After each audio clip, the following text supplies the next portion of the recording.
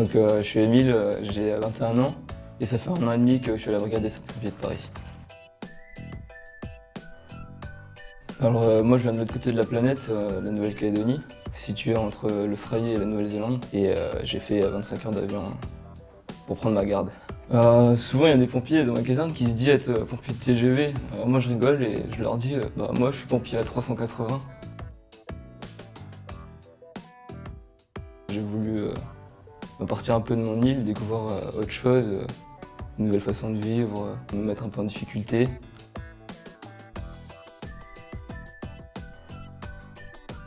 J'ai dû me mettre dans le bain direct.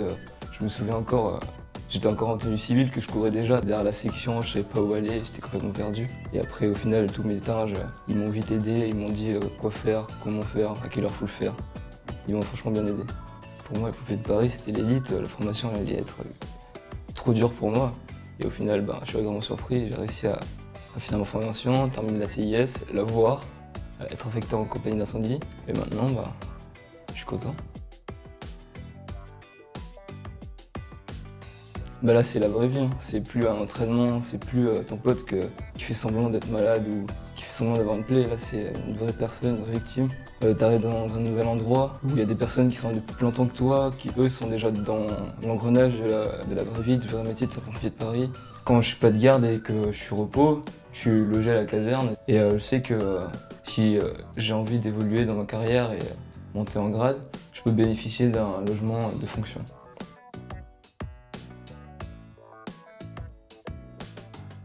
J'avais déjà mon premier feu. Après, c'est pas grand chose, mais voilà, c'est le premier, c'est celui que tu vas te rappeler toute ta vie. C'était un feu de parc de station de Vancouver. C'était pas le feu du siècle, mais pour moi, c'était important, c'était mon premier feu.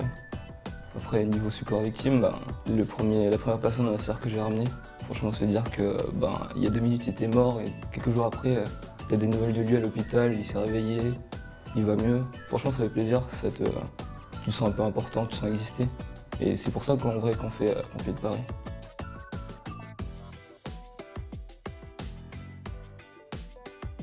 Comment je fais pour gérer à distance? Franchement, merci le 21e siècle d'avoir inventé Snapchat, Facebook et tout. S'il n'y avait pas ça, je serais ramené à envoyer des lettres par la poste et ça prendrait plus de temps. Et puis au fur et à mesure du temps, je me suis fait des nouveaux amis ici et même j'ai pas mal d'amis qui viennent faire leurs études ici, donc ça fait du bien. Ça fait un petit bout de la Nouvelle-Calédonie en France. Quand j'ai dit à mes proches que j'avais fait les tests pour être pompier de Paris et que j'étais pris, ils m'ont dit t'es fou, pourquoi tu vas là-bas, reste ici, c'est le paradis ici. Et même ici en France, tout le temps on me demande mais qu'est-ce que tu viens faire là? T'as quitté un morceau de paradis là-bas, le sable blanc, il fait beau tout le temps, là ici il fait gris. Mais après coup ils m'ont tous encouragé, ma famille elle est à fond derrière moi.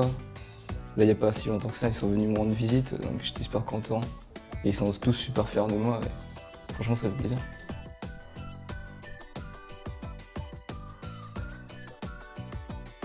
Le soleil.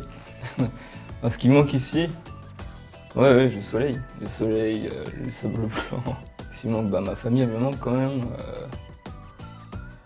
Voilà, tout ce que j'ai vécu en Nouvelle-Calédonie, ça me manque un peu, mais après, c'est une nouvelle page de ma vie qui s'ouvre.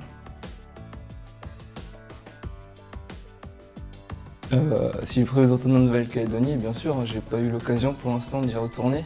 J'essaierai de retourner l'année prochaine.